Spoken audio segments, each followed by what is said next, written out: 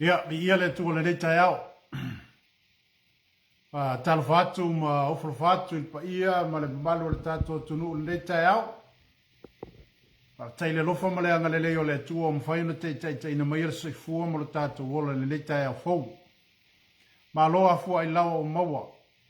Le anga le lei fasoa le tu le soifua ma le tato wola. O mwhai foi ona te ina mai e tato le nei tai au fau ma le nei asu fau.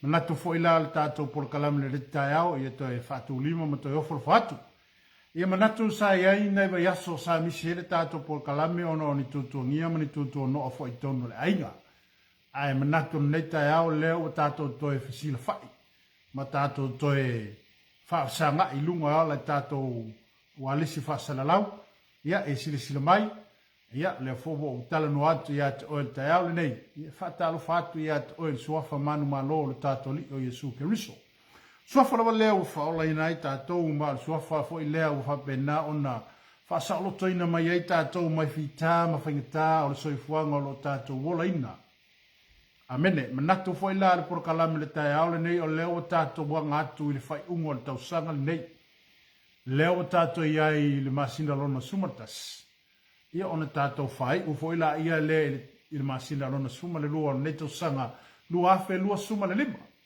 ia ona tatou loa le mo tatou motino a mo fai a singa va vave le o asol me lo ia te mine a me vai le va ku le kilisi masima ko sanga fo ile tau sanga le tene a le o toi o mai ia ona tatou loa le mo tatou mana tu natu mo tatou mafofau o lo fa solo pe por kalame le tua o lo fa pena ona fa alu pe le por kalame le tua ma o lo fa solo pe por kalame le tua le temi nei e au fo ila ona tatou to manatu mo tatou to mafofau amene ina ia fa pena ona tatou mana tu natu ma ia tatou la ngona ina mea tutupu i le aso ma le aso o le soifuanga fo ima le o langa pe ona soifua mo tatou wolai aleluia e pu ma sa aso amen aleluia o aso le soifua ma aso le olo le tangata aleluia amen e le o ia te tatou lea o lo i lea tua le lo soifua mo le tatou wola amen e au na toi fa manatu ma toi tu watua le tatou por kalame pe o fa malosi fo i lungo le tatou wala ata ma lungo le tatou TV ke visiano ina ia toe tapu e ai o tatou wola ma ia toe ia ma toe fa pena ona toe fa malosi ai tatou tangata ke visiano ma tatou tangata sa ili le atua ona o leo tatou iai i le vaitau po le vaitaimi ua fa pena ona o isi tangata wale mautonu o isi foi tangata ua tu fesili o isi foi tangata ua lato le lopo le ale tu inga fua iai le taimi le nei mar savalinga ua iai ai au le tatou fa moe mea uma mo tatou fa lango pea i le taita inga ale anganga pa io le tua ma ia te tai pea tatou i le ala lo fina ngalo iai le tua tatou tianga iai aleluia ina ia fa pena ona fa atupu tele nai pea lo tatou nau ai mese ia fa atupu tele nai lo tatou langona finau ina ia tatou maua le ola ma le manuia e peiona ta oto mai le fionga le tua po le fo unga na fa tia mai le tua le ala fua e fa pena on savali e ke usiano ma le ala fua e fa pena ona nga ia le tangata saili ma le tangata lo tau fai ina ia maua ina le ola ma le manuia tali o sauni le tua au mai mo tatou o tele mea ua vevesi le larolangi o lunga o penga tawhailangi o mea wa tutupu wai ma mea wali ali mai ala o wha malosi ate oe awane ia vea mea ia ma mea wha pena o nā vanga ngō fie ai lo fina ngalo pe tō singa ngō fie ai lo manatu ma lo langona o no lo iai le isi mo mianga a le isi mo mianga o tātou e ala li fina ngalo wha sino le tua ina ia tatou sava vale tusa ma le vala au ua vala au inai tatou. Amene. Ina nei tatou no tele la i mea le larolangi ma mea wanga i mai. Ai misi e tatou le isi vaenga tāua le. Aleluia. o le tātou sa ili ma ia tātou maua le ola ma le mluia o sauni ma ta pena ke riso mo i tātou. O tāola nei, o lea tātou mta upo e fia whaasoa mo tātou talanoa le tāola nei. O te toi fia au ina maina ia le porokalame atoa le tausanga le nei pe o na tātou whaatulanga ina i whapea o le whaolatanga ua uma o na saunia, po le whaolatanga ua tuutele, po le whaolatanga ua uma o na tāpena ina, ma ua mai a ea o na saunia ina, e ala i ai Jesu Keriso. Aleluia. Pe o le tātou porokalame le le tātou a mata mai o le whaolatanga ato atoa ua saunia e le atua. Le ala wa mata ona toe au mai nei mangongi o le lolo. Ina ia whapena ona toe e toe wha manatu ma toe wha iloa. Amene. Ina ne ingalo ia te i tātou. Aleluia. Ma pe ne ingalo ia te i tātou. Pe whai ma se mea maasani fo ilele ia te i tātou. Ona tātou wha ngalo la ia lea o le taulanga e sili atu o na tāua. Po o le taulanga e sili atu o na o ngā. Awa o le taulanga lea na whaia e lea tua e ala ilo na alo Jesu Keriso. O le whea ngainga lea tua ma le tangata e ala ilo na alo na awina mai. Amen. Awa e peo na ufa atata fo ia te oe nisi o te mia o tātou iai i le tātou porokalamele nei. O le wha o la tanga ua tu tele. Po le wha o la tanga na tāpena ina ato atoa e lea tua mo i tātou. Amen. Ai eisi ngā luenga sili atu le ngā luenga wha missionare Yesu, o le ngā luenga pitu sili leo na tāua, o le ofo ino o lona soifua, ma le sasaa mai o lona ola ato atoa, se ia suia oe ma se isuia au le tangata sa pupua ngatia. Le tangata sa olo palaina i le angasala, le tangata o tātou sa le iloa le atua, o tātou sa tātou le malamalama i le atua lea. Ai o le fina ngalo o le atua, ma le manatu o le atua na lai o na toe whama ite e le atua se mea le lei mai tutonu o lona fina ngalo, ina ia toe whaasau ina mai le tangata. Ma ia whapena ona toe au mai le tangata mai le angasala, ina ia wha mangalo ina, ma ia wha ta ele ina, e ala i le toto o Jesu Keriso. Amene, e peila o nisi o whengainga, e pe foi no tal no to ele i mama watu, i mea tau whengainga, e tele a whengainga i tono le fionga le tua. Au nisi nei o whengainga i pei ona au mai e le tua, ina ia whape na ona ta pena i ai tātou, ma ia tātou sauni ai, ma ia tātou nofo ta pena anga i ai, ona ea, o le whengainga o le mea tu oti. Ele o se whengainga foi le a mea, foi whengainga ai le whapea, foi whengainga i le kai awa o kule whiawhi wale isi whengainga. Tala noa la ia te oe mea tau whengainga, o le whengainga mo le mea o le sakala meta le whapoi ponga o urunga ali, o tu whaatisia e ale le whapoi ponga. O le whengainga le nao le whengainga na saunia, o le whengainga o le whapoi ponga, po le whapa ia ina o le o tu whaatisia, e ala i le whapoi ponga, e le mawhai se tasi o nā, e le mawhai se tasi o na toi wawai e se ina, pe le mawhai se tasi o na toi whaate e se ina, ai sea, ona o le whina ngalo leo le atua, ia ola whapa ia ina le tangata. Amene, ia ola whapa ia ina, ma ia ola wha manu ia ina le ainga, e ala i le whapoi ponga, a whapeo e whafonga mai, e le whai se lua whapoi ponga, o ngai ke lua le pouri ui. Amene. Na e te lua whaianga luenga le tino, e ao ina whapa ia ina i tātou, e ao ina whapa ia ina i tātou, e ala i le whainga o le whapoi ponga. Amene. Ao lesi lea whainga ua peua whai mata alonga, peua whailele peua wale manatu mamafa i eile tangata. Po ua le manatu i eile tangata. O le whainga lea o le whapoi ponga, aisea, onga o le mea nga osi lumba o le hua. Aleluia. O le whapoi ponga la ma le whapa ia ina o le tangata.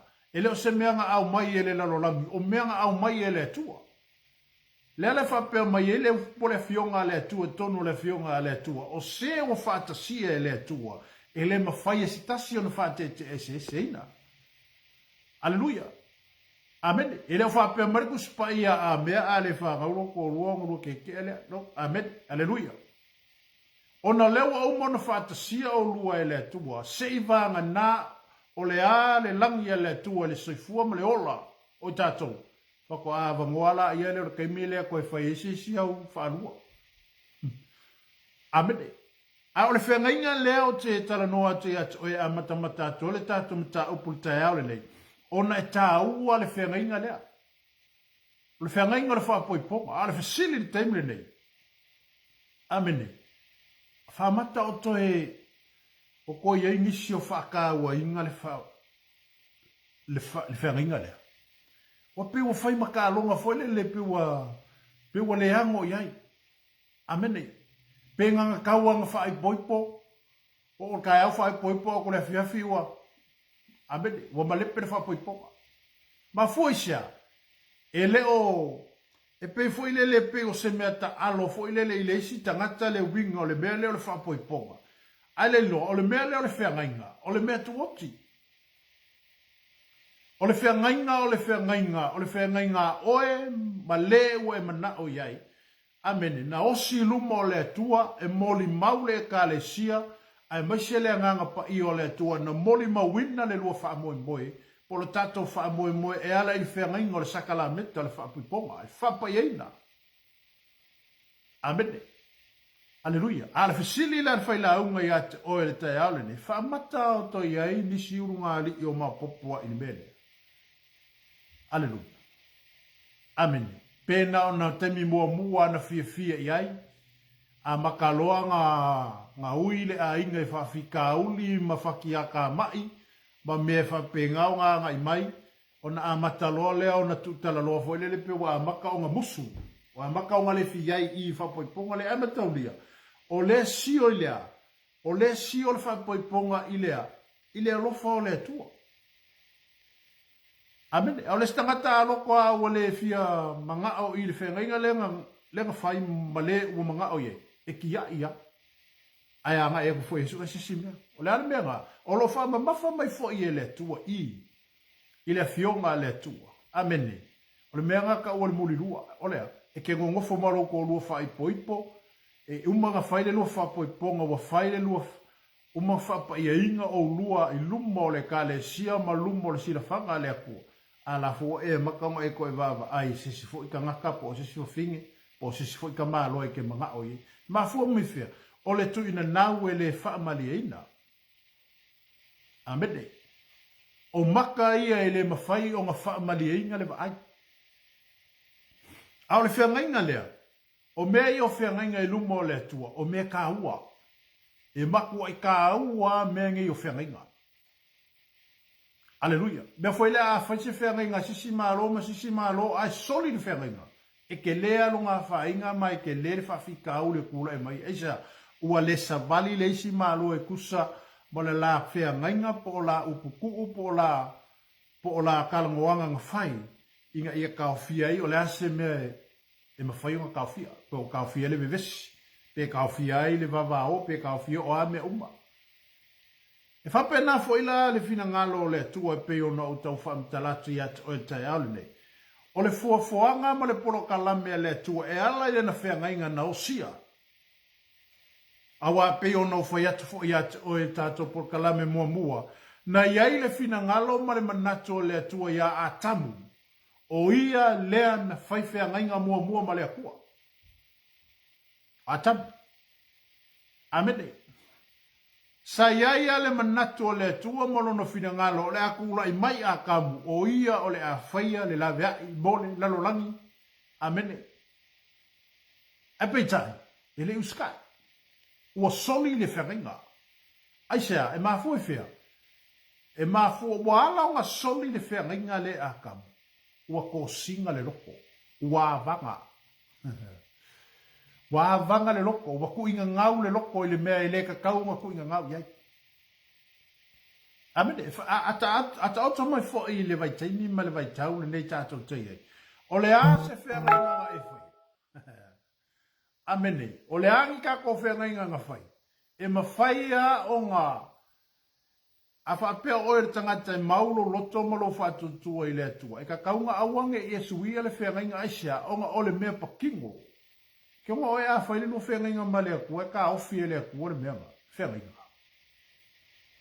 Amene. Ele mawhai o na ve se ina i le atua le mea whae aisia o nga le asonga e ioe ai ma le asonga kako ioe ai i le akua o le asonga kako whaapea kua i le akua o wa ule gei mo oe. O le kawhia ngainga leo le aus. O le kawhia ngainga leo pa whaku mawika. Aleluia. O le songa kawhia i le kua le mea ka.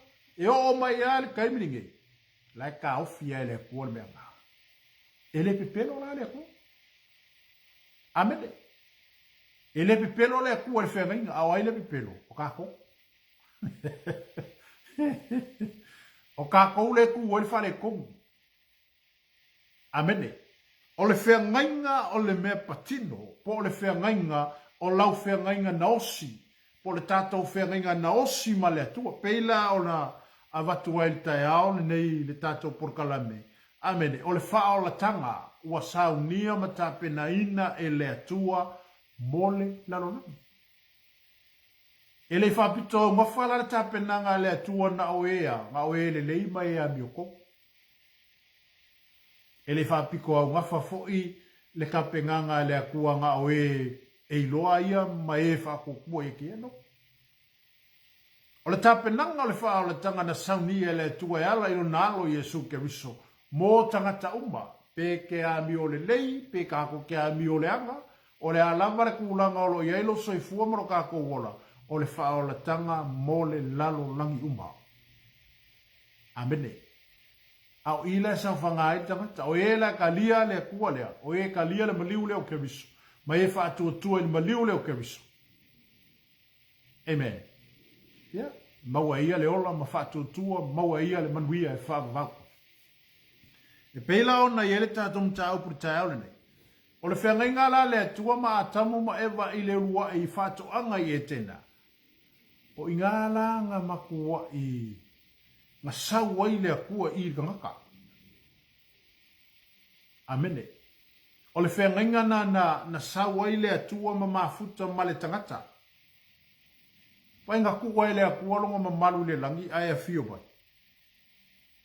O le taimi la sawa i le atua e wa koi a kamu ma e vonga mafuka le o la ko i le mamalu. O le atua. Aleluia. Le mafutanga wa la lata le atua ma le tangata i le amatanga le fofuanga. Amene. Aleluia. Ona matua na makua i fofola o mafo ia i le akua wha amongianga i lungo a kamu. Wa atato wo le tusi e kenesi. Aleluia.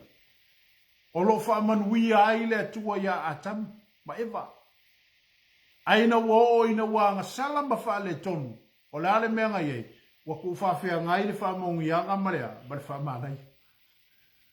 Aleluia. E o ia lai na o ese le tangata mai te tono le mamalu le tu le temi ina ua pa u ma fa le tonu wa tangata. Ai sa alua le tangata ma le fatu o le tua. Aleluia. O fea le mea nga o ai tangata. Sa iaia le alofa o le tua le tangata.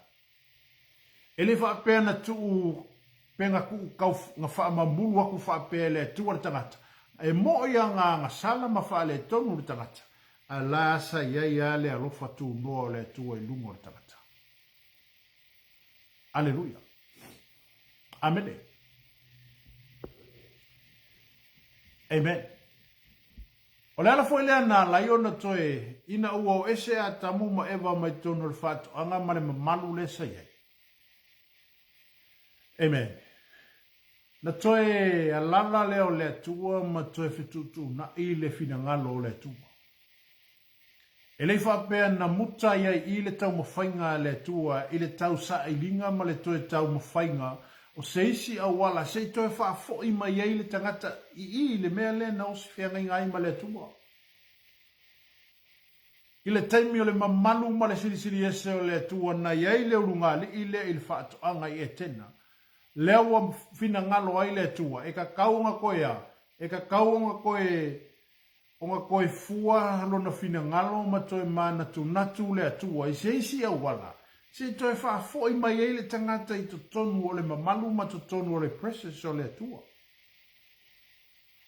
Amen. Ele i muta ela i te mawhainga le atua. Ele i muta ia i le sila mamao ma le tofa mamao ma le whautautanga poto a le atua.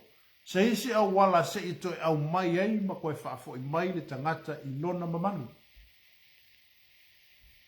Alleluia. Amen. Alleluia. O whena ina ua whaale tonu le lungali i le taimi a o ye tonu le whātu anga i ete.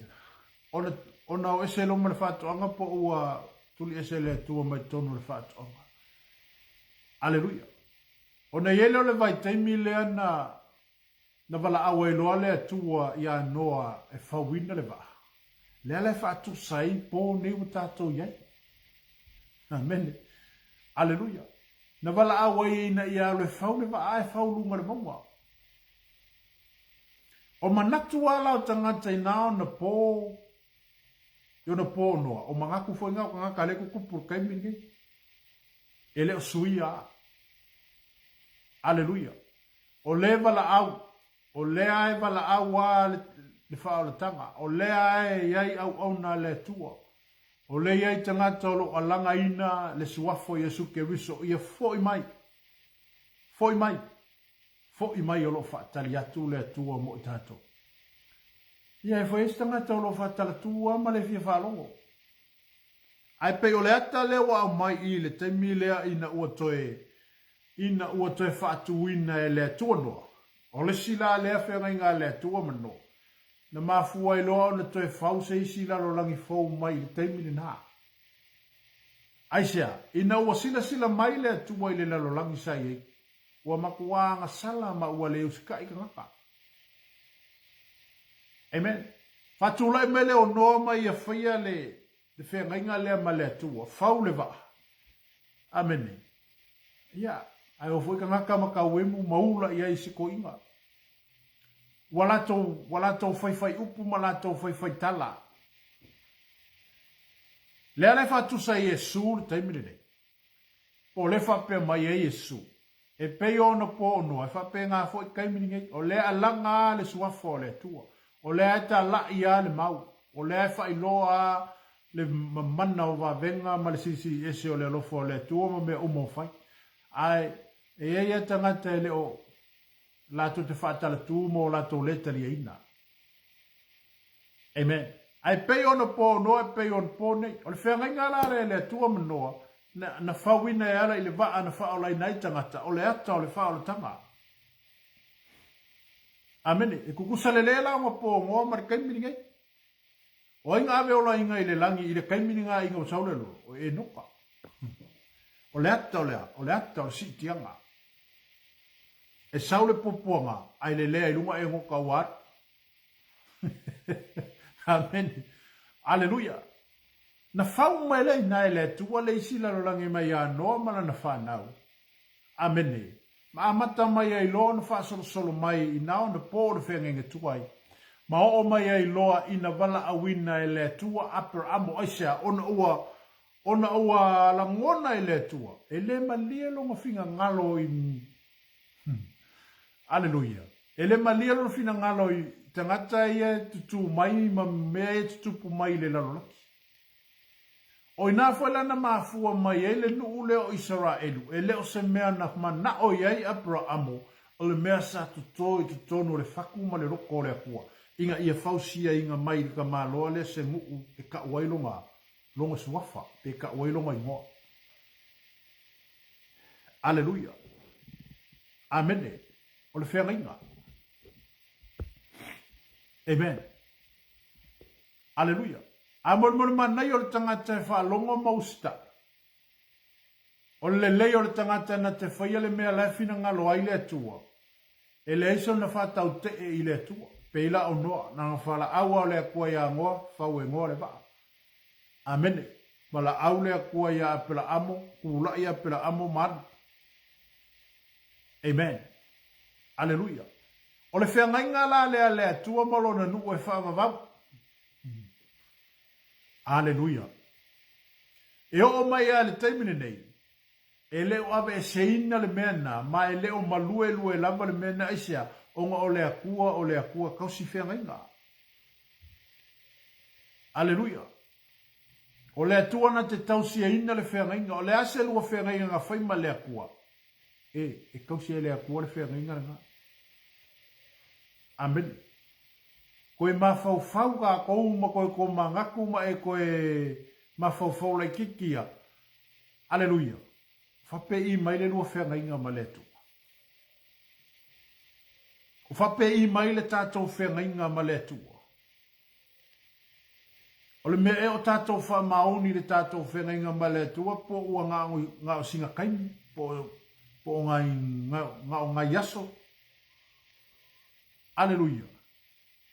A ole mea le ile tua, ma kua I kausi e le kua langa whengainga ma oe. Ma. E leo wha mamuluinga la e le kua le mea ngā aisia, onga le mea wa umanga lua o sia, pe kako ke soli la le whengainga, e le solia la e le kua le whengainga. Amene.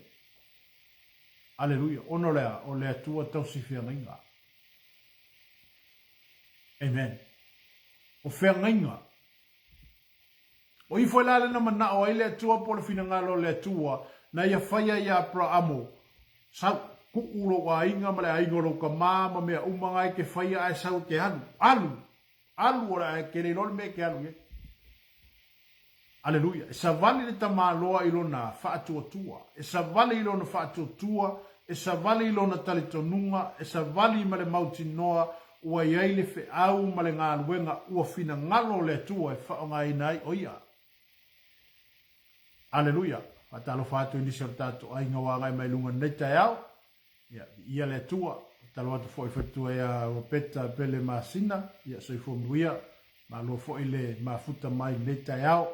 Ma se foi onisa tatu ai ngawa ngai atu lunga.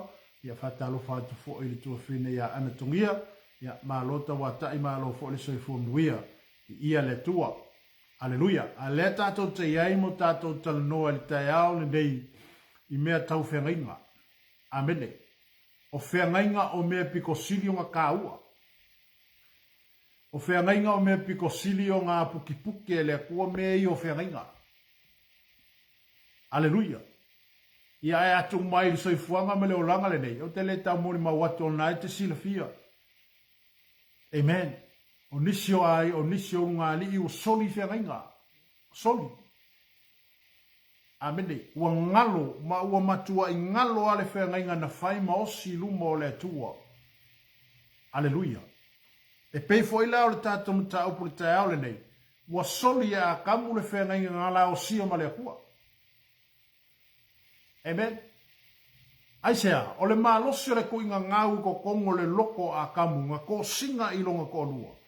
Nga mafua I onga pa uma ia le ango ilea, ile la pu ngā kala ma le kua nga whai. Aleluia. E whapena foi la I tātou ma le soifuanga lo o e ola, o lo e soifua mo tātou wolai. O lo na nau mai le lalo langi a te oi. A lewa uma na osi le tātou whengainga ma le tua. Ua uma o na tātou osi whengainga ma le tua. Ua uma o na tātou whai porokalame ma le tua. Ua uma o na tātou talanoa ma le tua. E leo ku mama inga la ele la rolangi le mea ngai aki o e ki ngā langa wa ai mai o lewa umona tātou whaiwhea ringa ma le tua. E le malolo aile ki Apollo I a kako. Amene. E a ngai mai a ia eli mai se mea ina ia whape na o na whaalea ngai nai le tātou whea ngainga lewa umona tala noa ma le tua. Wa umona tātou osi ma le tua. Aleluia. Ai wa au mai foi ele tua le mafau le leia te tātou. Po wa ye fo le musumusunga le nganga pa I o le tua ia te tātou. O a mea e anga I mai le lalolangi ka mo foi ka lepe le tātou whengainga ma le tua. O loo ia te oe le taita inga le nganga pa I o le tua. O loo ia te tātou le whaunga le nganga pa I o le tua. E mawhai ai o na tātou te te. Pe mawhai ai o na tātou whape atu say no. Pe le ai fo. Aisha. Ono leo a uma ona tātou whaiwhengainga ma le atua. Awa a luangi me whaiengi au whengainga. E ke alofa elesi a e ka elesi. Awa e pe alo upo le fionga le atua. Awa tātou te ona i atua e lua. Aisea. Awa e ke makua e lava elesi a kua. Ai makua e whaale kongo elesi a kua. Aleluia. Ao mea na e tatau ona tātou toi ma natu i e ma tātou toi mawhauwhau iai. O le tātou whengainga ma le atua wa uma nosi. Aleluia. O le taimi sa e tu wai le wala au, o le taimi sa e alu ai luma e talia ke wiso e whai maali ima whaola i lo se fua mo le tātou wola. O le taimi na sa ai o tātou loto mo tātou tino ai i le atua. O le amatanga le nao le tātou whengainga ma le atua. Le taimi na ofo i na ilo soi fua, le taimi na ofo i na ilo wola, o le taimi na tātou whapea atu ai le atua, wau le nei mo oi. Ai o le sini. O tātou toe, o tātou toe manatua e ala tātou upu sawhai. Ma le tātou whengainga na whai i luma o le atua. Aleluia. Amene. Wa vela mea whawhia fia ma mea le vali mai ar ki a polo re keiminigi. Amene. Ma mea pe ua whaangalo ai, ma mea pe ua lea mana ia ina i le tangata le la whengainga ma le atua. Ona oisi a mea re ki a polo le sau e a mai. Inga ia whape ngā o ngā. Boku sia ai le kākoua whengainga ma le atua. E sau ar ki a polo kongi me siga mea ia ki oi. Aga pia seki a la lea. Ko sa fue que a por con me fue si me o se ki fa alua foi ala mele na tato manatu le o se mele leile ai nga i mai ele ki a polo male la langi a mai a kako ale lo o le mea tato te fanoi ma fa o mati ai lo tato wola mo tato le mau ai lo ala le manguia le kusa markako fe nga fai male ku amene aleluia awana se tu ele alofa Banguya ka sala kanga kuwala ka kayan. Manu ele se ele waste le kai le kuwa e koe kau mafo wai le kuwa ma koe ko mangaku le kuwa ma koe feliului wa ile finga ngalo le kuwa i se isi a wala se koe au mai ai oi. Se koe fa fo i mai ka ko kongui. Pe ana fa pe o se tua ele no fa. E ka wala fika le alofa le kua ngā marka ko alofa. E ki ngā ka ko ua sala mo ka ko se sepea. E alofa le kua. E alofa le kua. Aisea. Onga ole whea ngainga leanga ka ko whaia ma le kua. E kausila e le kua mea ngā ole whea ngainga. A ka ko. Ke lea i ka ko le kausila le whea ngainga le kua. Ke lea ka ko le ka ko le kausiar ka ko whengainga maleku. O la me nga whea rea kam, ma whea kam o wale uska i male whakukua. Male whalongo male kausiar le la whengainga maleku ang whaiki. Awa anga uska e nga kei maua le mene ne. Anga uska nga kei maua whamong ianga i kele, ele nga ka kunga whako anga le lopo angisi, mangui o lai muli menga whinga ngaro le kua e sasau mai e ilunga ka malua le. Ale ale mele ufa, mele pokor ki apo. Sa wale fili oso ma ia eva. Aleluia. Ko singa lole loko a kamuyo, ai ngalo ele la ku nga kala le ngafoi maleku. Wa ngalo a. E se aka whaka kai foi te watu ia te oi. A whapea lo matua mausali le tato whengainga maletua. Ai asau se ka masanga fias furu milionga ka la, masanga fias furu fiangi kupe e vaku ia ke oe. Amene, e kusa mare manga o ngā lau sawa ia ke oe. O le ala sau kali le mele. E ke manga o le kupe pe ke manga o le lua whengainga male kua. I se awala fo ele se awala se o loa ngai mai ele ki apolo. Ma ngai mai inga ia fase se inga i kako. Ma ia tau mawhai ina ia ave ese ina mai ai tātou mo tātou manatu mo tātou langona. Mai le tātou whengainga ma le tua. A wā, ole si lea mea wa kele ngasi se e ka ngaka. Ole kupe. Amene. O isi mea ia wa le ua whaase se inga ma ua wheliu, ma ua whaavaru a kai ere ma whau leskangaka. Pe ku mau ile akua. Pe anga ile mani. Amen. O le ala ta whataitai. E pe whale tele o tātou porkala me nā watu. Le maa ngai o le mafukanga i uka mai Yesu. Bongo so. Na whaalongo le yuka ia o onga Yesu. O lawa iei ko kongu i le whaolakanga. O lawa iei le manguia. O lawa ngofo masa whai iei ko kongu i mea le kalangoa Yesu. E ala i le ola e whaavavau ma le manguia. Atali, amene. O langa pupula i whaamalo longa nga ai i wawenga. Ala ale mea whaasi seinga. Ua anu longa mawhau le kupe. A ua le mangaku i le la whea ngainga ma le la mafukanga ma Yesu. Le la mafukanga mawhangawhanga lea ma Yesu. Po le la mafukanga lea ma lea li whaola. A ua mangaku le kupe. Kipi lo Yesu ai oso le kupe. Amen. Oisia maenga o le larolangi. Oisia mea loa nga i mai aia le whato sinanga le ali o le larolangi nei o tātou tangata. I o tātou matala. O no le taoto le fionga le tua. Tātou matala. Te talo ma tātou matala wa tātou te leiloa laso. Sa waile te li o tangata. Amede. Aleluia. A le whenga la le tua ma Abrahamo. O le whaku reo le aku. O longa ngu. Aisha, e lei maafua mai a Abrahamo le mana onga. Na maafua atu i le fina ngalo le tua. Amen. O polo e misi umai alanga fola i ele kua i Abrahamo. O le ango polonga lau whanga u le singu u le fasa fuma o kupu kau sanga ngakaungu. Ale ngakaungu. Nga fola i ele kua. Aile i whaia se whanga ua Abrahamo. Amene.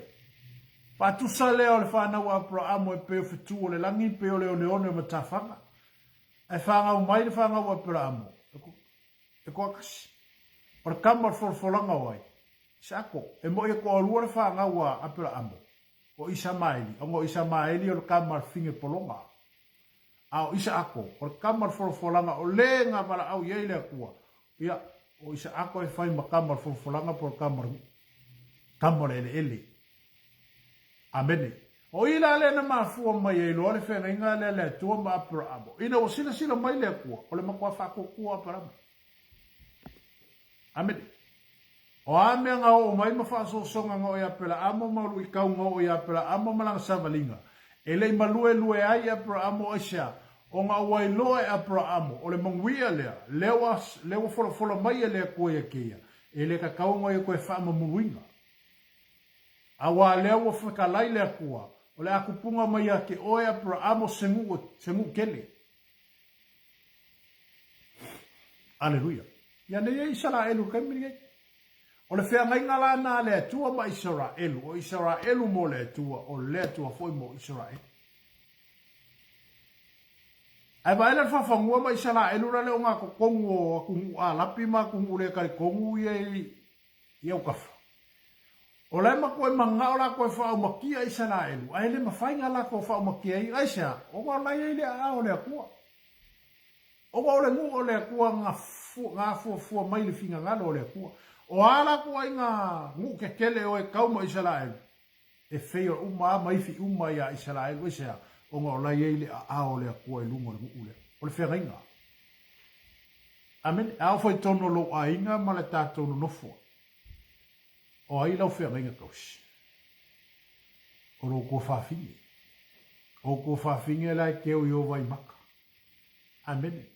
O lau whea mainga kausi na ngā o e kua ngangi. O ro kua whingi. E ke pui ro kua whingi. E ke leo. Amen. Aleluia. O angi me kukupu mai ro kua whingi o oe. O oe ke kua ke la mea. Whapea ngā whaina le ngu o Israelu. Ala me le kukupu mai kongo le ngu o Israelu. O lai ai la vea ai makausi ele. Ele o avese ele. Amen. Ai no wasisila mai ale tua. Ile lalolangi mare anga sala ma mewe. Whapea o le kua. Ele o mawhamali inga le loko olfinga ngalo le kua. E si le lao nga whaise si. La vea ai e sau. Ile kingo lea ka koke iai. Amen. Ia lean whanau mai loa Yesu. Amene. Wa alu fo le tusi o le fo la tātou anga i atu le temi o le Christmas. I le whamana tuina o le whanau mai o le pepe. Ia mo umon whanau isu, ale toi whamana tuina, ma le toi whaalau i loa ina isa, ele ma whaionga ngā inga lano le mele, ona o le whao la tanga na tāpena ina masau nia ele tua mole lano langi. Amene. O le saula i Yesu, o le toa Maria, o le toa mai le ngā pa ia, na mafua ai ona o mai le whao la tanga i le lano langi, ma saua i loa Yesu e whanau mai le tina pei, ona e whanau mai ai, ma ufo i le tau tarata. E leila se vaenga le lano langi le nei ele iu ia Yesu. O whainga tā fo i mawhitāia tātou te iei, wa uma ona savalia, ma wa uma ona ea Yesu me umai. Aina, na manu malo. Ele i whaia ina, ele i to i lalo. Na manu malo. Awa anu tu se e peru lo whapea mai e Yesu inu tama. Lo tamae, ia e whaia se kingo moa ua ke alua koe whaia lo, fina ngalo. Ua uma ona tusia u le tusi tā ai, oi, i seia ngā walo ia. Le afanga o mai kamalea, ngake kui mo inga le urea, o le ngaka. O le afanga o mai kamalea i longa ua le malo, o le siri ese. E le whanga o mai au o ke kele whalupenga wai lunga o le ngaka lea. Oi, o ia o le alii o le file mu. O ia o le alii o le whengainga. Whengainga la lea kua maka kou lenga whai. Aleluia. Le whengainga lea kua ma oe ma au ma le larolangi a koa e ala i le maliu o Keriso. Na fua i nailo na soifua ma se saa atoa mailo na ola. Ina ia whaamangalo ina i tato. Ina i tato sau whanga o le manga onga ngā o lea kua i a kako. O le mea whai lea le ngā. Fina ngalo lea tua e whaia le whengainga lea pe whaia le whaola tanga tele ne. E le mose le lei o se si mole le lei o oe maau le tangata whaato tua. Ma le tangata talitonu, ma le tangata olo whapena o na i loa ina le tua. Wai le whapenga ngufu. Turo. Wai le whapenga la le tua. Kango le kua. Whai le mea lea. Lea. Nala na whai le tua le mea lea. Ona wai ai le langona le tua. Whei ora a kamu le a makanga. Amene. Pasolo solo mai e fo ile lalolangi nao na po matuanga sana lava tangata. Pe malole kua saulola lo wakari e sawe ale whaile la vea ilea. Sawe ale whaile wha la tanga lea. Ma se te au mai tangata i te tono o loo mamani. Ma se koe whafo i mai tangata i te tono le manuia lea. Amene. Ma te au mai tangata o se. Ma to e mai tangata se i te whaolaina. Ma to e mai tangata ma se i te tapueina. Aleluia. E ala i le maliu o Keriso. Le whaolatanga la ngā le kako ki sapi ai. Amene. Le whaolatanga le le tātou te manui ai. Awa ana le se whamalingi no le toto. E le se whamangano ina. E pe foi ono o tala noa te foi ate o inisi o tātou por kalame ma le tele foi o whasoa e lunga le tātou TV Kerisiano. E le ima whai e toto o manu i nao na po o na ave e se ina le angasala le nanaraki. I le mwhai. O toto manu o nao na ufi ufi. Amene. Ua ngā ufi ufi ai le mawhai ua whaamangaro inga. Ai o mai whengai fau nei mai fina ngalo le tua. Ua awina mailo na alo o le waiei le tino ola tangata ola. Amene, ua fōina mai ai e suke riso o ia o le alo o le tua e totas. Na ia sau e whaile la vea i ma le wha o le tanga mo le lanolangi. Aleluia. O ia na suia oi. O ia na suia. O ia na tau aveina o tātou tinga. O ia na tau aveina o tātou whano noa. O ia na tau aveina o tātou pupo ngāma me umasa tātou iai. O ia o le atua ua liu tino tangata. Amene. Aleluia. Le mo le mau ele apostolo Paulo e a Filipi fai mai wa tu e ia le langi ma le langi. Tu e ia le langi o le nofo a li i ma mea umaro i le langi. Ai wa fio mai. O wha maulalo te isi o ia i a ngelu ma avea o ia ma polonga aisea. ua polonga Yesu inga ia maua mai ka le polonga. Aleluia. Ua mativa le ali ina ia whaatamau a inga ina ai tātou. Ia maua mai ka kōle ka kuke makikiwa. Amene. Ua whaamalolo ina i tātou. E ala i lona maliu malona toto. E peo na tusia le fionga le tua. A le whaamalingi ina le toto. E le si whaamangalo ina. Oi, o le toto na malingi mai le tino ke riso. O le toto na malingi mai o le toto le ola. O le toto le wha o le tanga. O le toto le whaamalolonga. O le toto e whapena o le tali e mana o ngai so se vaenga o le soifuanga ma le ola lo tātou iei. A tātou whātou tuala i le whengainga le. Pe tātou te whātou tua i le maliu leo ke riso. Ona tātou sawhangale i le ola mani wia. Ai maisi, o le ala leo le tātou wala i malo leo. Amene. E pea ona whitalai Yesu. Ua taunu ua mai e o whainei mo oi. O se whātou tua i a te ia. Ia, ma ua ia le ola i whaamava. Aleluia. Whātou tua, tu i nālo tātou whātou tua ma. Tu i nālo tātou talitonunga. Tu i nālo tātou whaamue moenga. Ma voisea o ia lava o le tua ua liu tino mai. O ia o le ali o le ola. O ia o le tua manu malo. O ia o le keriso. Aleluia. O ia o le alo e whaavau. O ia o le alo e totasi. O le pele i le whaku ma le loko o le akua. Ai ua release mai. Amene. A tu mai fo i soifuanga ma le olanga le nei tātou e soifuanga tātou olai. E mawhainga e wha mamuru i ngā aku sa ua kali i se mea lau. Amene. Aleluia. E mawhainga e kua sa ua kali i po sa ua whinge. E alu e se aku ma oe. Amene. E whawhainga. Amene. Aisea. Ongo le mea sa wha ngā winga mai lo mangawa se kulou. O lo watali e pele i lo loko. O lo wawhinga e pele i lo whaku. E le mawhainga e wha mamuru i ngā aku i se mea laike ma langonga i le kaunga ave iai. Amene. Ale upo le fionga le tua peo le tātou tala noa iai. E ui ai ngā pele le akali e kua kasi o le kua iake i. Ai sa le kaofia. Ai sea. O nei maua lunga le sila le. Awa le manatu marfine ngalo le tua. E sili aku le oki o longa kali e kua kasi. Ai e whaola ina le lalolangi e tote. Amene. Aleluia. E siri atu le maliu alo ngā kari, e kasi alo ngā kari.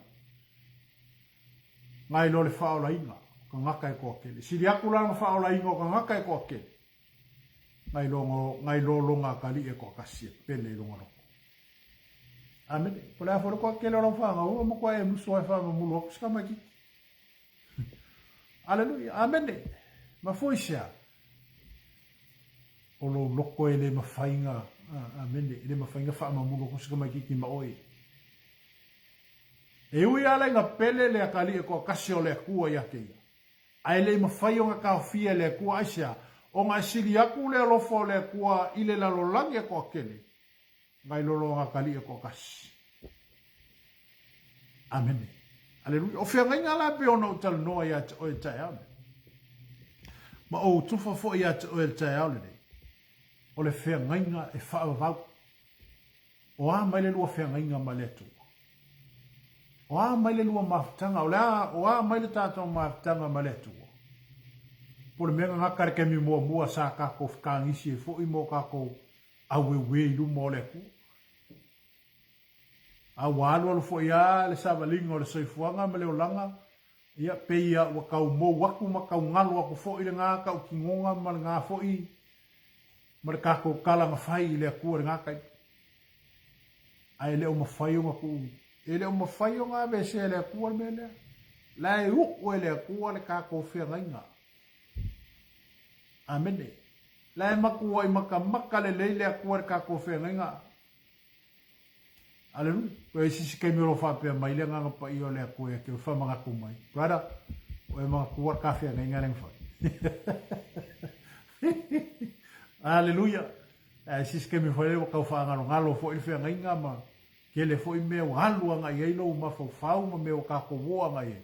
ai peila o kau whaangalo e maraka ko whiangainga ma lea kua. E ara kai me musu kwa ile ngang pa io lea kua e kio. Pe wharetai me whetale mai ele ngang pa io lea tue a te tātou ma whape mai e koe whamangaku mai lea le ka ko whiangainga ma lea kua. Amene. Aleluia. Amen. O whiangainga ia laulangi e whai a whiangainga laulangi la kou. E ese a whiangainga laulangi, ese a whiangainga oi ma lea kua. Aleluia. Amen. Whiangainga laulangi alua lua wala kungo. Wala kungo whai merwhitauinga a o whamisa. Ale whiangainga tātou ma lea tua. Ia kausi la ka ko whiangainga eisea o lea kua kausi whiangainga. O lea kua e kausi le whiangainga. Ele mawhailanga soli e lea kua le whiangainga wa umaonga ka ko karangoa. Ele mawhainga soli e lea kua langa whiangainga nga whaia ki oe pe nga whaia kia. Ele mawhainga soli e lea kua langa upu wa umaonga alu whai mai ele o upu ele whai fua mai se ilonga e whatau nuina le mea o tea. Mana o iei peo le mea o te whita lai e. Ele mawhainga whai fua mai le upu ele ko se ilonga e whatau nuina le mea lau o umaonga. Apolo o misi ai po wa umaonga whika lai e lea kua. A whika lai la lea kua ia ka ko ke manguia. Ka ko ke manguia. Amene. Aleluia. A fitalai foi le tu ia ka ko ke malolo, ka ko ke malolo. Awane masa salo tato loto ile. I upule. Ono le tu o le fa malolo, o le ala foi le na lion na. Le ala foi le na lion na mai le fa o le tanga ato tole nei. Wa saunia mata pena ine le tu e ala ilo na alo Yesu Kristo. Ina ia fa pena ona taula ia ile va ai le Cristiano. Whapena o na ngai ai le tātou savalinga. Onga o i e focus o mai ai o tātou langona. Awa o le asisi mea kako ke oa ngai ai. Ai tātou te manatua le whao le tanga na saunia le tua. O mwhai ai o na whao la ina i tātou. Amen. Awa anga le iei ngei le whao la kanga lea. Ma le maliu leo ke misu. Ia whapenga ai le i. La ka ko ke o a fa se va lo inga ya fa pe la ka ko ke o ya le mo le no po fe le me le ka ko ke o ga ya amen ai o le fa o le tanga ato to le o mo le tape na ina o le fa o le tanga mai a e alea ma le fa o le tanga pito sili le e le si fa o le kanga ku ko mele mai le fo si maliu e fa o inga le maliu le e leise si kaulanga nga ki koe suia le kaulanga lea o le kaulanga le kasi a yafe nga whaia e ke riso mo le lalolangi ato a e la si kanga kai sao koe whai si kaulanga whapea ia antema pe le upo le apostola e leise si ma whai koe sao e whai si kaulanga pe o kaulanga le nga whai e ke riso amene tasia le taulanga a yafe amen le taulanga tasi e yafe e malo lo mai ma fa ma ngalo na umai tangata umole la laki aka ko fa ko kuala ma kar kong ile fa la tanga lea o saunia le tua mole la langi ato amen ona tato mawale o le ola ma le manui e fa va amen pe yo le tato mta upu le o fa pe ona tato tala no i ta aule ne ia o le tu fantasia le o tātou mta upu le po le tātou po kalame le mai le amatanga le tau sama. Ia o le wha o le tanga ua tutele po le wha o le tanga ua tutele. O le wha o le tanga ua uma po le wha o le tanga ato toa, o le wha o le tanga mai a ea. Ma o wha o le tanga ua uma o le tāpena ina le lei masau nia le lei. Mo oe maau. Ma le lalulangi ato. E ala i le maliu o ke wiso i lungo le satau. Le maliu ngā leo ka kou mang maro oi. Wa saka kaunga e maliu. Saka kaunga ka kou wha kaulo ka kou mafui fia. E o ka kou e ngā sala. O ka kou ka kaunga whioki. O ka kou e ka kaunga ka kou whioki ma ka kou e wha kaulo ka kou. O ka kou e unga a mionga. Aiwa ai e lea lofa o letu. Ai vai le anga le lei fa soa le kua ya kako. E ui anga kako wanga sala. Ana no fa le kua ya kako. Ai ana tato ua tual whengenga tuai peoro talo no atu I tato por kalame, telo tato por kalame. Awanga ko ua kuar kula fongo ma bea uma. Whamaungia sar kula fongo le ko lua ngaka. Oki, kau ai ma. Anar ke mirigei. O fia mori mau e wakoe ele whamari e inga le whamasingo. Amen. Aleluia. Aleluia. O le alofa langa o le akua. O le anga le leila nga o le tua ia tātou. E tua wa noa le tua ia te oi. E tua wa noa le tua ia te tātou. E tātou ilo. E alofa le akua. Ai e foiron ko asaro buri buri mai. Amen. Le fa pele apostolo po. O le tātou manatu e fa telele a masala ina e fa tupu tele I pele lo fitu no le tu. Amen. Awangi fa pea. Aleluia. Awa o isi aka ngaka e fai le masara la ilo le masara. Ia, koe sau mara excuse o le fa po ia ngā lai ai, I le lo foku ngō le akua no. Ne, ala fwe tau to le fionga le tua. A e lo se mele le fai o le a. Anga sala. Amen. Ia o lai ate tātou na tātou fa pe hifu o tātou lo to le tua. Fa tai te lea. A tai te lea. A ura kako le mong kaungo. Ha ora tanga te taunu fa sa tau. Haore tanga ka ku yo lima lunga sa ka o sia. Ngo le kele o sisemo fa le kongo o ang sala le mafai o fa makalaina. Ai fa kai lo lo fa ku ngo ma lo wanga le lei. Mo e ko e fai ai le fa o le tanga tele le ma e awina mai ai lo walo Yesu ke viso. O suitu langa ma o fa pena o na suia I matou. Wa atau ave e ia tatou ang sala. O tau ave e ia o tātou whanau noa. O tau ave e ia o tātou mawhatianga. Amen. Ai fua ino mai le alofa tū noa mo oe ma. Amen. Tau leo le la tātou wanga to fo I le whai umore le tau sanga. Toi tasi le masina le toi o tātou sagalina. Whatai mo ava fo ilo tātou sa. Ai o tātou ilo. Ai le tū mamaine tātou le laulangi ma le li o laulangi lo angai mai. O ia toi whape nao na toi mamuru e le skelisiano. O ia soli ia le skelisiano la whea ngainga male atua na whai. Amen. O ia ka kowa ai e loa makua I yo ai kua I skelisiano nga makua I mano losi ya ma fuefia. O tātou talia ina le whaoso songa. Mo tātou talia ina le tu ina naunga. Ma mea loa nga e maile lalolangi fosia koe kako. Awa tu ina ulalaki. A o tātou tui nau laulangi e sia. E kau ke whiu whai laulangi ngai ele uma. Amen. O le ale langi ele atu elo soi fuamara ura. E kua laulangi o kako.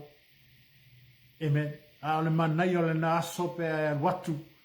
A o whape ngau ka koe laulangi ni. E a kako whaia le ami o tonu ma le mea lo fina ngalo ai le atua. Ia e au auna ma le wha maoni le atua. Le asa au auna ngalo e whaia le atua. Awane e manatu se au auna ise ngalwenga kele e ka kele whamao. Le ase mei titi wa mai le tua tātu te ngaru lue o I ngai amaka maka mai ele aku. Amen.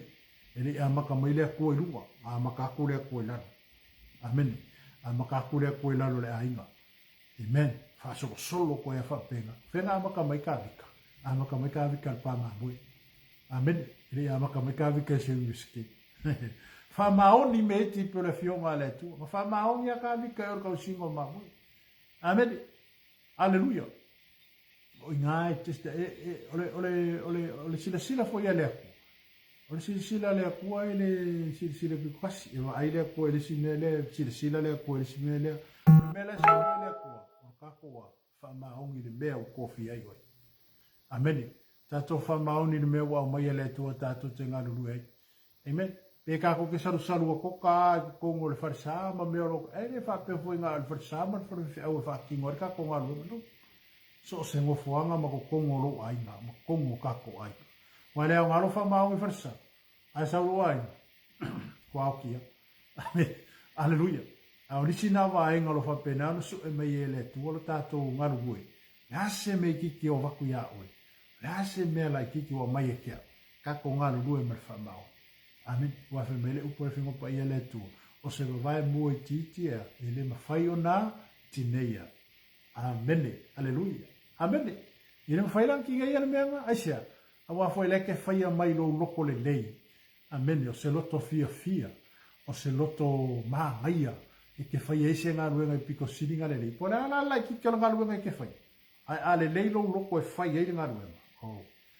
O a vii a ngelu le langi mawhaafikai ala ngā ruenga. Amen. A le aske leo le ngā ruenga e fai o marko mumu mane le fia, ma e fai o mane le maria. Amen. E le ala se uinga ke fesenga ruenga ke le. Ai le o ye lo faku mo lo loko e fai. Pe o le tala le tato talu noi. O ngā ka penga i le kua le whaolo kanga lea. E le fai e le kua mai lungo songa ika. Penga fai mai e le kua le whaolo kanga nge i lungo songa le fia. Pea, amen. E le fai mai fai e le kua le whaolo tanga ne i lungo songa i se mangako foi le fa pe la kinga inga fa kanga mo ngi kanga kai le no le ai se ana tape na ine le tua e ala i lona lofa tu noa amen e ala i le lofa le kua i kanga ka ono le o le pale ali i ona fofo o me na parpalai a o le tu oi ma amen aleluia le fausi e na mai ta malo mai parpala aleluia amen e aola ia te tatou ona fata ua le tatou whengainga maletu. E men a whapea fo i ke whafonga mai oe le ai. Wakau whale kongu fo i le rua whengainga masio ai. Aleluia, amene. Toi a matauna toi tutu mai tonu sa. Amene, koe kuku mai kongu le more ala le kako ia le tatou sa. Aleluia. Whapea fo i ani whale tonu ni mea tutupu. Ya, e au no fai loa mo tal noa te o le tai au nei o le tai au fou. Amen, o le tai au to e mai ele tua. Se toi whafangu ma se toi whamanatu le tātou ainga, le tātou whengainga. Amen. Whengainga ta māma le tinare la whengainga osi lumo le tua, e ale sakala meta le whapoiponga. Amen. A whapeo kau maru e lue, kai miringei. Ya, a makan koe whamaupopo mai kong. Amen. Aleluia. Talo i le tua, o a mea, o isi a wala ngara ki Apollo, le isa wari mai gei kai miringe. O a whea ngai ngau mautu, o a whea ngai ngau mausali. E le ngaru e ngā ale fili, o le saura kai miringe, e saura, ka lepi. Ai a saura ki Apollo mai kua ele avangoa, makako kua ele avangoa. Ia waki le o le ngamakua male, pea mamare pelipi. Amen. Ai a ngai mele ki Apollo, ma ngai mele fili, o le makua mausali le tatou whea ngai ngā. Nei se vai pongoa e o mai ai langa whaososonga manga o sa whainga ia kako o lo tu mau tātou i le tātou whengainga. I le kai sao mea kako esa. O no wea te oe le pule o ia te oe le mana. Wea te tātou le mana ma le pule wa fua ina i le tua. Tātou te whaatonu ina i la meni. Amen. Anga ia te oe whakongu. Whakongu lea. Sua fo ia sua whakongu oi. Amen. E onge whakongoa si sua fau sisi. Aleluia. Amen. Awa ne whatonua e lo sua fau makai. Aleluia. Pe awa ne whatonua si sua fau se kupupo o se makam. Makai ka awa mule. E sola le ke mongi ilea. Ile mana le sua fau i suke usu. Aleluia. Pea fo i wanga i mai ia. Vai a te ole pule ma le mana o mana vato i Yesu. Le kile ngā o fo inga yaki oi. Amen. Le kile wa o mai a te tātou. Tātou te soli e ngata ma ka rawa ma le malo si umar fili. Amen. Patalo watu fo le sunga ya ulu Paulo. Ya tai mafuta mai mas fortina ya ta ele to filau savea. Ya man mo tele sala fai i ele li. Tai fo le mafuta maneta ya fa tai fo le fa tai fo fa malo si nga ruenga le tua.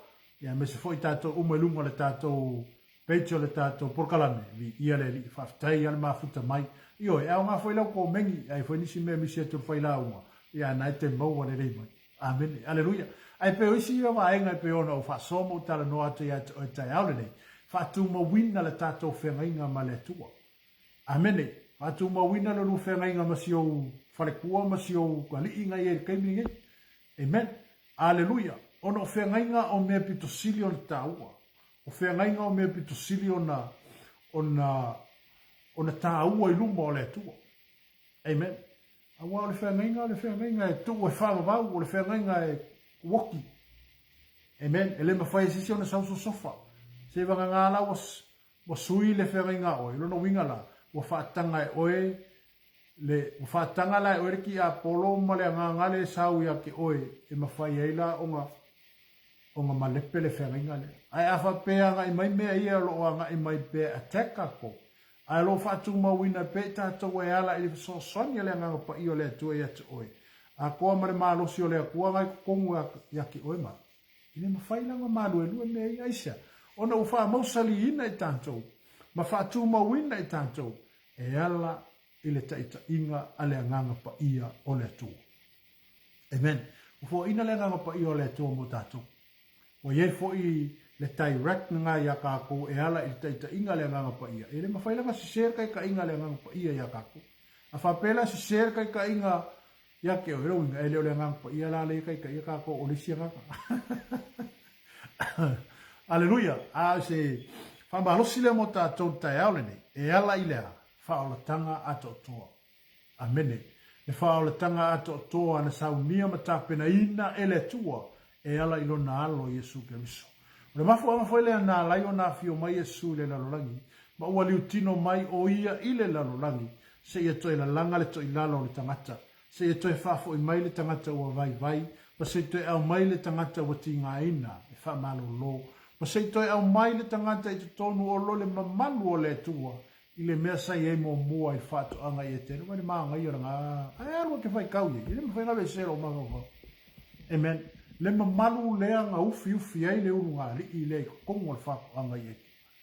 Ala ali mea ngā lainga le na kuriese. Kasia o lea o le uskai. Amen. Mo le whalongo. O le uskai ku upu i le latu tala na whaima lea kua. E ala i mea o le awhinga ngalo lea kua. E fua inga mola au. Ape na hoi tātou. Whabalo se fo ila mo le tātou a inga neta ea. Ia. Tātou whea ngai ngā male tua. Uma whalafola ele a kua mea uma mokako. Pe a tātou tāu whi mau, mo tātou tū mau. Ia te ia malana whaolatanga. Aleluia. Ole naunau ta inga nao le tua ia te oe. Ole naunau ta inga nao le tua ia te. Nā lai o nā whio mai ke riso. Nā lai nā whio mai Yesu. E whaia le whaolatanga ato toa. Ma tāpena ina ai le isi a walfou mo tātou. Ina ia tātou sa whangai le ola manuia tali. Ua umola saulia ma tapena ina e le tua mo i tātou. Aleluia. Ia manatu le neta iao ia o tātou porokalame na ne leita iao. Tau ne ia manute le ina le ne yaso e me se fo ia fai unga le neva yaso. Lea o tātou iai le masina lona sumatas. O tātou wanga tu fo i le masina mulimula le neto sanga lua fe lua suma le lima. Ia ia ilenga le leo le tua ma ia iloa. Awange malua lua le lua fea ngai mea ia o le anga i mai. O mea whaafia ai o le lalolangi ma mea i o le anga i mai whai unga le tausanga. O le makua kele al whaasosoka. Amen. Iwe ngā uki e mai sketsia ngoi. Amen. A ia e ilo mo tātou mautinoa. I o tātou tū mau mo tātou ki pi mau. O na le lafua ina le tātou. Tausi le tātou whea ngainga ma le tua e whaavau. Awa o ia lavo le tua na te pui pui. O le tua na te lawe ai. O le tua na te whaasaunga le muina i tātou. I mea uma o lo tātou uiai. O afo i mea whengetā ma mea o lo whapenau nanga i mai o mea e tutupu le laroraki.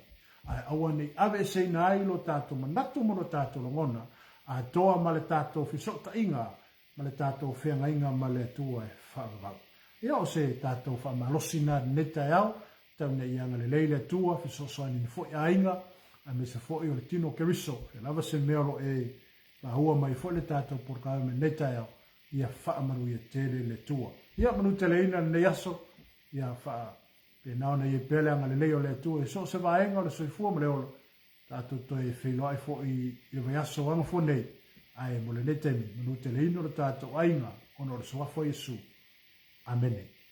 To God be the glory, forever and ever. Amen.